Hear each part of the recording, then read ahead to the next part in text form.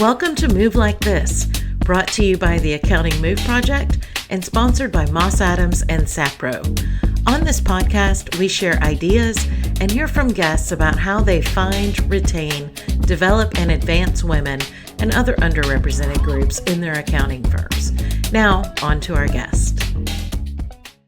Welcome to this episode of Move Like This. I am excited today to be talking to Tricia Bencich. She is the Inclusion and Social Responsibility Associate Director. That's quite a title there. At Moss Adams. Thank you so much for being here today, Tricia. Yeah, thank you for having me. It's fun to be able to spend this time with you. Yes, as always. And Tricia, this is her second time on the show. So obviously she has some amazing things to say.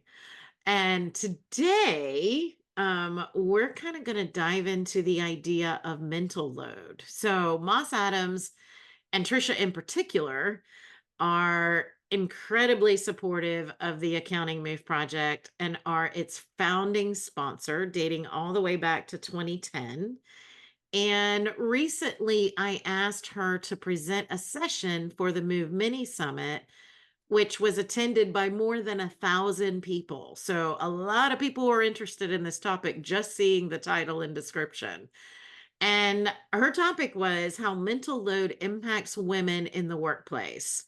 But before we dive too deep into that, and we will be talking about that quite a bit, tell us a bit about what your research showed regarding the share of out of work or other than work responsibilities that women manage. Yeah. And as we kind of roll into talking about mental load, I do want to just preface that everyone shares mental load, both men and women. So want to Yes. make sure that everyone knows that everyone has a degree of mental load. But what I found in some of the studies, and there's two great studies out there from Deloitte and Boston Consulting Group that showed just, in their research that women generally are more responsible for household duties, childcare responsibilities, and then also just caring for other adults. And if you don't mind, I'm gonna read you some stats that were from the study. So in one of the studies, it said that 50% of women take the most responsibility for childcare. And what's interesting is that's up 4% from last year. So interesting to see that the load is not being shifted across both genders. 26% of those women say that they split childcare responsibilities, which is an 8% decrease from last year. So the sharing is not happening as equally as well, and that's going down. Another study also showed that women generally take on more of the repetitive, time-sensitive tasks. When I think about those, that's like grocery shopping, making dinner, picking up the kids from school, laundry, some of those things that just have to happen. And then what I thought was interesting that even if their partner or spouse doesn't work or works part-time, women are still 4%, are only 4% less likely to take on all of those chores. So I think that's interesting as well, where even though we may have another person in the household that may have more time because they're not working full time, women are still defaulting to taking on more of the responsibility. But what is exciting is that there is a shift happening where we're seeing millennial couples that are starting to share more of that load. Um, and and we're seeing that there's just more of a balance there. And so for those of you that are over 45 like me, we're part of the crew that where women are still taking more of that load on as well. So if you start to look at some of those things where you're feeling like you have more responsibilities at home, to take care of children, your partner, aging, parents, all of those things, pets, whatever it may be, all of the other extracurricular things that you're doing, you're the primary person responsible for it, that will definitely have an impact on other things in your life, like work. Yeah, it makes sense. And I like to hear the that millennial couples are kind of sharing that responsibility. But I think it kind of in a way goes back to how we were raised and how we were socialized. And that we take care of others. We are more nurturing, whether it's Mhm. innate or how we're trained to be in some way. So I'm not necessarily surprised by this, but it is one of those things that it's just one more thing that we're carrying around with us as we're trying to perform at our best at work, at home, and everywhere in between. Yep. Yeah, agree. So let's now talk a little bit about that mental load. And as we were sharing earlier, I just recently became aware of the phrase itself through your presentation. So what is it? How do you define it? And let's talk about that a little bit. Yeah. So it was new to me too. I think I had seen an article about it and then it made me want to just learn more about it and dive deep into the research.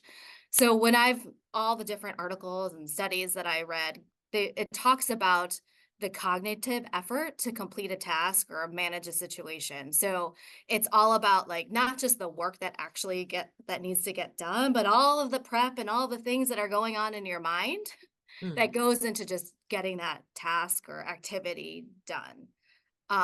One of the things that's interesting about it is that it is invisible. So it's hard to address mental load. It can get perpetuated because you can't just see it. And someone has to talk about it in order to be able to address it. But it also like impacts, of course, your well-being, your career advancement, all of those things. So when I was thinking through it, and a personal example for myself is both of my kids play soccer. And so when you think about on the surface of having to take your kid to a soccer game, you're like, okay, we know the time and date that it needs to happen. We got to drive there. We're going to watch the game and then we're going to go home. But in your brain, Mm. as someone who's carrying a mental load, whoever that may be, there's lots of other things that are happening. You're like, what's the weather like? Are the uniforms washed? Do they have their water bottle? Do I have the chairs in the trunk? Am I being a good sideline parent by not like screaming too much and embarrassing my children? All of those things, making sure that you're present and paying attention, not looking at your phone because there may be something going on at work. So all of those things are happening as you're trying to just on the surface, go to your kid's soccer game and watch. So those are like all the little tasks that are running through your mind that are causing that mental load to happen. I can totally see that. I mean, I don't have children, but an example that I actually shared with my husband recently after listening to your presentation was, he recently had a doctor's appointment and needed to have a follow-up appointment with a specialist. And so I was like, "Have you made that appointment yet?" "No, I haven't done that yet." "Okay. But I'll do it tomorrow." And then I'm like, "Have you made that appointment yet?" "No, I haven't done that yet." I said, "What you don't realize is that sits in my brain Mhm. until it's made." And I guess in some ways you could say that's not my responsibility, but I love him. And while it's not a huge deal that he sees this specialist, Mhm. it is something that needs to happen. Or have you bought the birthday present for our nephews? Or, all these things that are really tiny little things in your day, but all those tiny little things add up to a very long list that's in your brain, Uh-huh. taking up room that could be used in other ways, most likely. Exactly. Exactly. So let's talk a little bit about that. In what ways does this show up in our professional and even personal lives? Yeah. And why are we as women driven to take on so much responsibility? Yeah. Yeah. I mean, when I think about what happens at home, childcare, yes, that's a thing, but there's like you mentioned, there's like even doctor appointments. So just managing the household is a thing. So paying for bills, coordinating all kinds of stuff that just helps make sure the household is running. Even just like the emotional labor. I mean, you even talked about it. So it's like, hey, you're the one who wants to make sure, everyone in your family is listened to. Trying to maintain those relationships, all of those things. Life administration. I think, you just said buying a present for someone's birthday party, organizing social events. If you decide you're going to have a dinner party, who's in charge of the dinner party? You know, you know, going to go see family members, who's the one that's going to be coordinating all of that. Those are things that happen in the household. And then my favorite is home organization. I just feel like I'm always drowning. So I'm always trying to like get the household in order, in terms of just managing clutter, cleaning the house before I go to bed, all of the things, all of the things. And then, of course, there's the personal care piece of making sure you're managing your own well-being, any of the other self-care activities that you may do. And it's, I mean, I was just thinking about this morning, and I feel like looking at social media is also, I feel like, a little bit of a mental load because you see all these people putting their lives all out on social media, and then you start to think, oh my gosh, their house is perfect, oh, their lives are perfect, all the things, and that starts to integrate into like how you start to think about how you should be managing your life, where their lives are, they're probably just showing what they want people to see, and so that causes a little bit of pressure as well. And then if we look at work, there's all the things that we're doing to manage our teams and manage our work, from project management to making all of those hard decisions at work. I'm sure as you're starting to go up into higher levels within the organization, there's lots of problem solving, hard decisions. You're also trying to multitask. And if you have a team, just coordinating your team, from like managing the team meetings and schedules, and providing all of the support that you need as someone who's managing teams.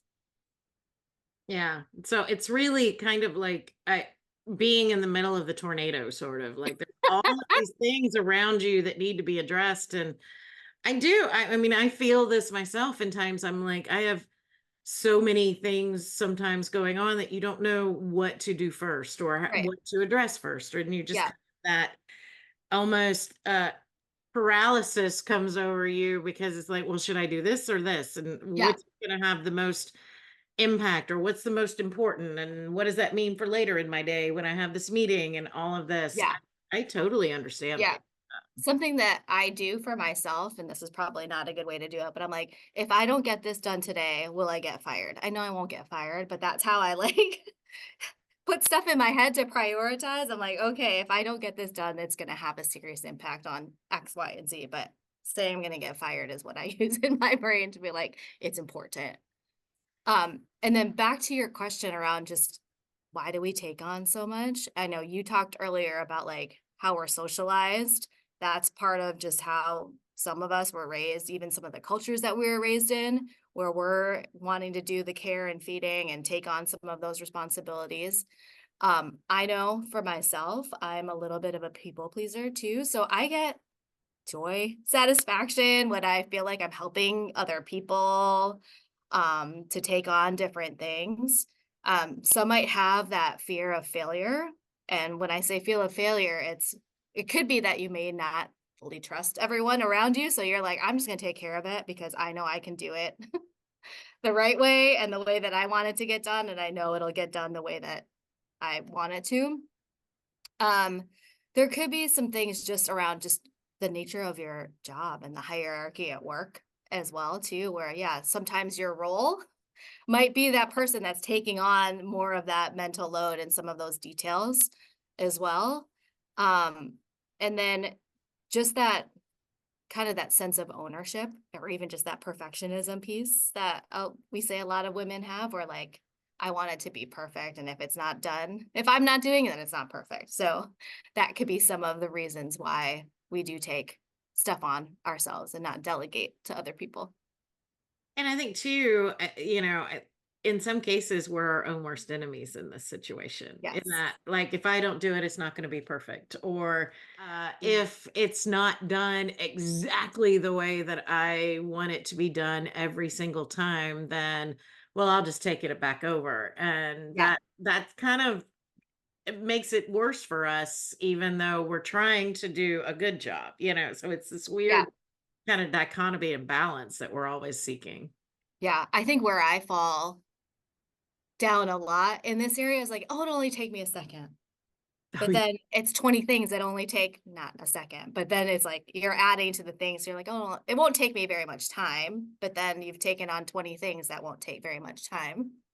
And that's how it gets to be 4:30 Yeah. in the afternoon, and you're like, "Wait, where did the day go? Yeah. I thought it was like 12:30 or something." Yeah. Yeah. Yeah. And I have a hard time too because I always feel like I don't wanna put the burden on someone else Mhm. if it's just easy for me to do. So that's I guess that's part of my people pleaser issue too, is that, like, yeah, I don't wanna bother anybody with anything if I can just do it myself. So, that's learning for me. Yeah, and I think a lot of us are kind of wired that way. Yeah. Yeah. I like your comment too. It's like, obviously it's drastic, but will I get fired for this? I have one similar in that, sometimes we get to the end of the day and it's like, oh, what a miserable day. It was terrible, or whatever it is. I had a friend years ago that was a liver transplant nurse. And I remember having a conversation with her and I was whining about something stupid. And she's like, "Yeah, I had a really bad day too. We had a patient die." And I'm like, "Okay, I can never like compare what my bad day was. I do marketing and diversity and that sort of thing. Like nobody dies, Right. I mean, there may be a client that's unhappy or there may be something like that, but that really probably that conversation probably took place 15 years ago and it still sticks with me. And Yeah. that, we do have to have some perspective Mhm. on what it is. And there are sometimes when something should get done, but it's not the end of the world if it doesn't happen today. Right. And I Right. think we have to remember that. Yeah. So, short of moving to a tropical island, which sounds fabulous right now, what can we do to help relieve some of this mental load that we carry? Mhm. Yeah, I think there's 2 things.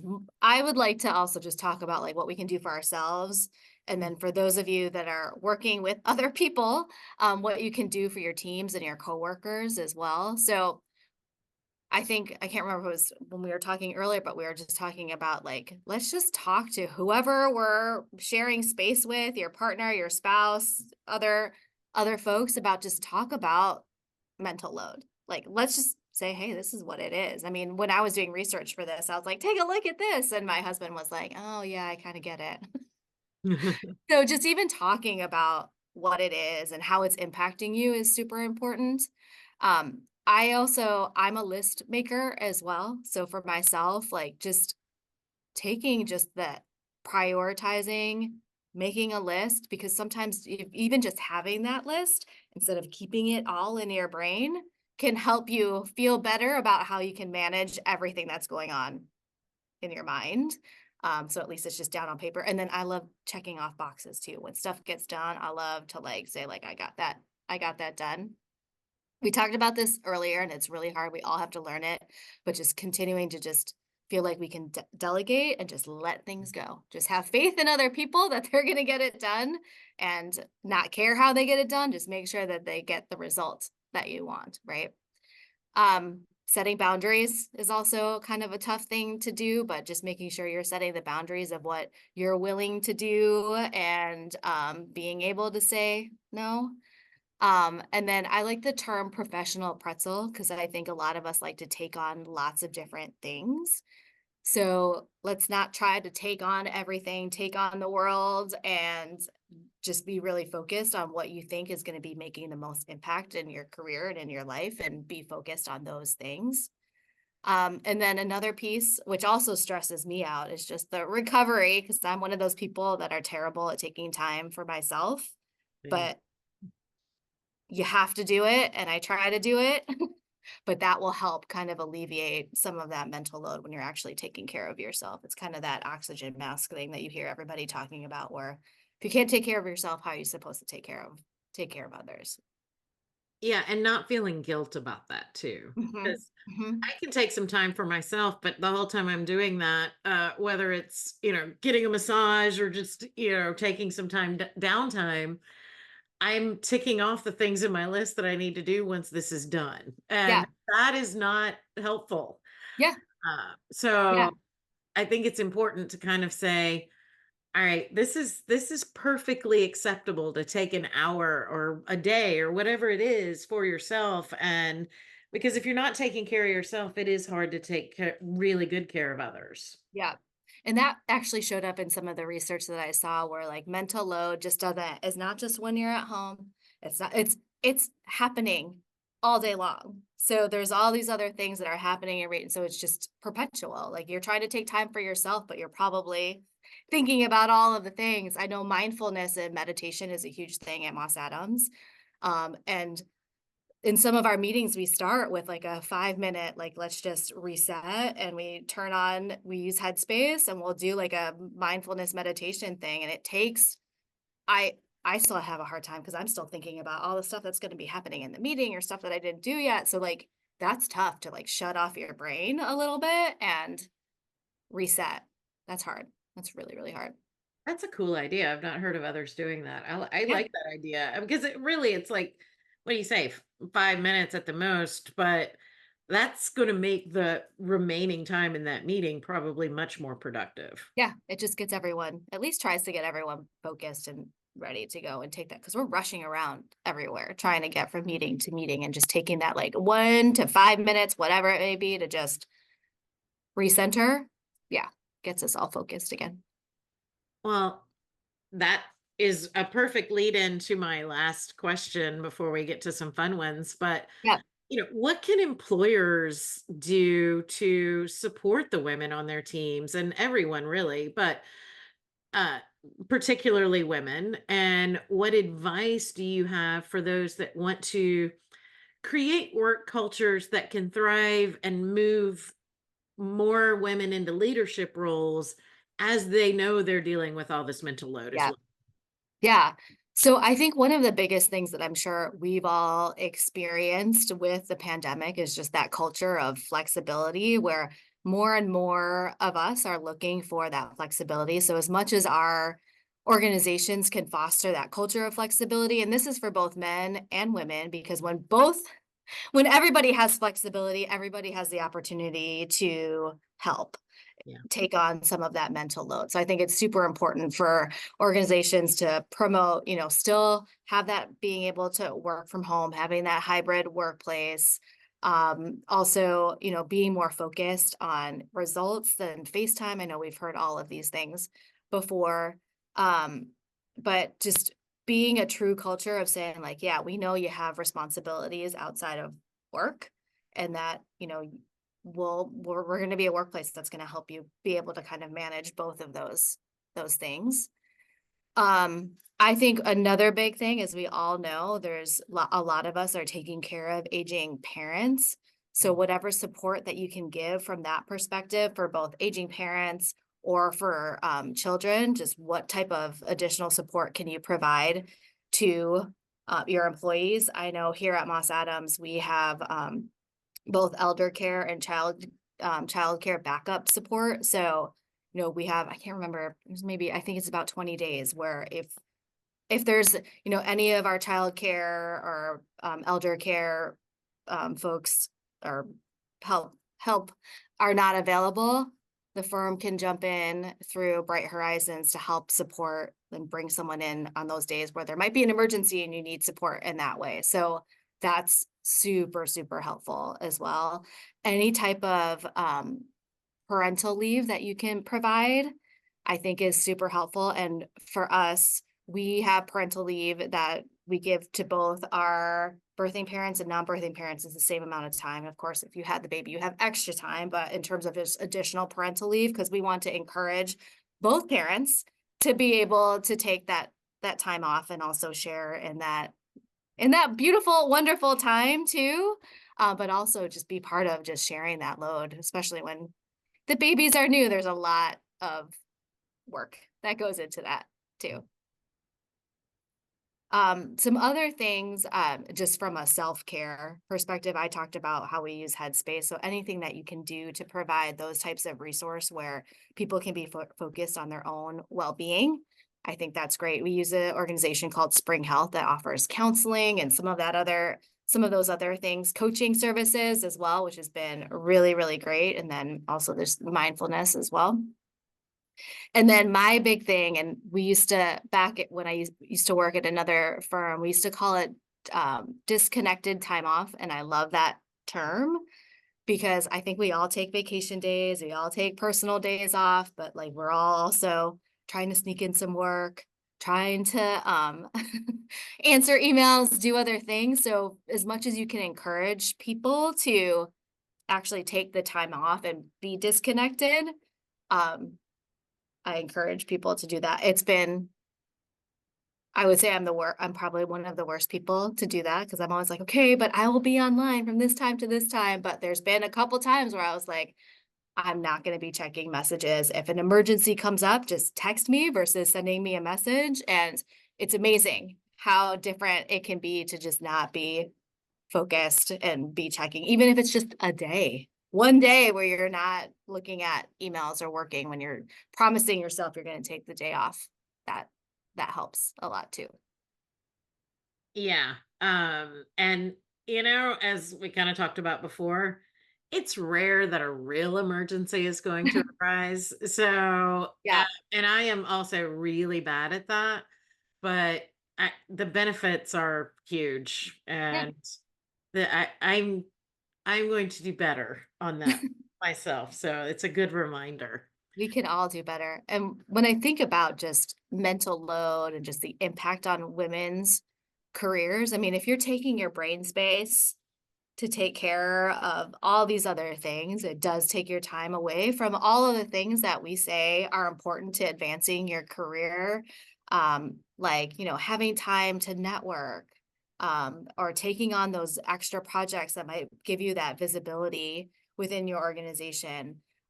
Having those mentoring relationships as well, leadership development, deepening your technical skills, all of those things kind of get sidetracked because one, you're just focused on getting like the actual day-to-day work done. And then you've got all the stuff happening back here. And then you just don't have the time, the energy, the brain space to focus on those things that we say will help advance your career. No, that makes a lot of sense. This Yeah. has been incredibly helpful, and hopefully, this is something that will actually become a topic of conversation. Yeah. It's something that is impacting all of us at some level, some more than others. So it's something that needs to be discussed within firms. And when you're looking at the type of culture you want to create, how do we create a culture where mental load is alleviated to some extent rather than increased? Yeah. Yep. And I think part of it too is that if you're managing people, just being aware of that and how you're also managing your teams, because I mean, it's like one person at a time a little bit too when you're trying to change culture is like, what are you doing to help support your team in terms of like, hey, you might see someone on your team that's always volunteering to take on tasks and other people don't. So, like, hey, maybe you give those opportunities to other people to take that on. What are you doing in your one on ones to help your people reprioritize what they have on their to do list? Like, what's urgent, what's not, what can be, taken off their load or given to other members of the team. So, I think it's important just to be aware of this is a thing and then actively trying to do one or two things to support your team. And it gives, people that may not be as advanced in their careers as you are an opportunity to learn new things and to Mhm. show that they are capable or even really, really good at something that maybe they haven't had the opportunity to show you Yeah, yet too. So it works out on a whole lot of different levels. for sure. Yep. Well, I have just a few fun questions. And since you've answered the ones that I normally ask, I've got new ones for you. Okay. So what is your most commonly used emoji? I'm super basic, so it's just the smiley face. I think I probably use it too much, but yes, I'm the I'm the smiley face person. That's the people pleaser in you. Or I don't know if you've seen the ones where you can do on your iPhone where you can have it look like you. The Mhm. one that I use the most with the one that looks like me is the person who's doing this. That's another one, I guess, that I use too, where I'm like, no, not happening. Yeah. Can't can't take that on right now. Yeah. See, you Yeah. are taking care of yourself somewhat. So what was your first job? Like, first job when I was a kid or first job my first job when I was a kid, I loved it. I actually worked at my aunt's hair salon, and I was probably in, like, 5th grade, I think it was, and I would go there on Saturdays, and I loved it. I had to do the cash register, which is, like, a thing, and I still, like, would love to own a cash register in life just to play with. The cash register, I had to sweep up all the hair. Back then, perms were really big, so I was in charge of washing all the perm curlers and doing all the laundry with the towels. I loved it, because it was also just a place of community as well, so just being there and listening to people talk and all of that, I it was wonderful. Oh, that's fun. Yeah. And what is the best piece of advice that you've ever received?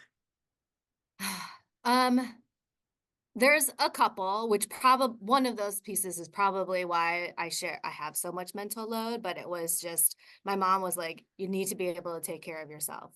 You Mhm. shouldn't always have to rely on other people," which is probably something that leads to where I'm at now in terms of just wanting to take everything on myself, but it's definitely helped just knowing that like, okay, I have to learn how to be a grown up and an adult and take care of the things that I need to do and have that sense of responsibility.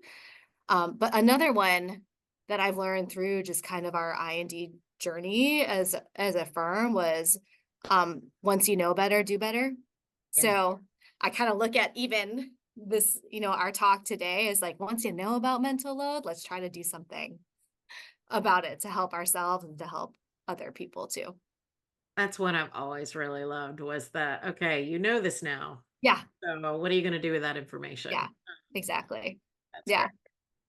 Well, thank you so much for being here today, Tricia. As always, our conversations, I walk away from our conversations with great information and just ways to hopefully improve our lives and, maybe make those lists a little bit shorter too. No, Oh, I love it. And I love the Move Project. I think it's an amazing thing that we're doing for our industry.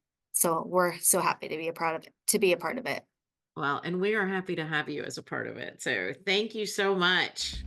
Thank you for listening to Move Like This, brought to you by the Accounting Move Project and sponsored by Moss Adams and Sapro. If you'd like to learn more, visit our website at accountingmoveproject.com. Don't forget to subscribe and share with your friends and colleagues too. I'm your host, Bonnie Buell Russick, and until next time, keep moving forward.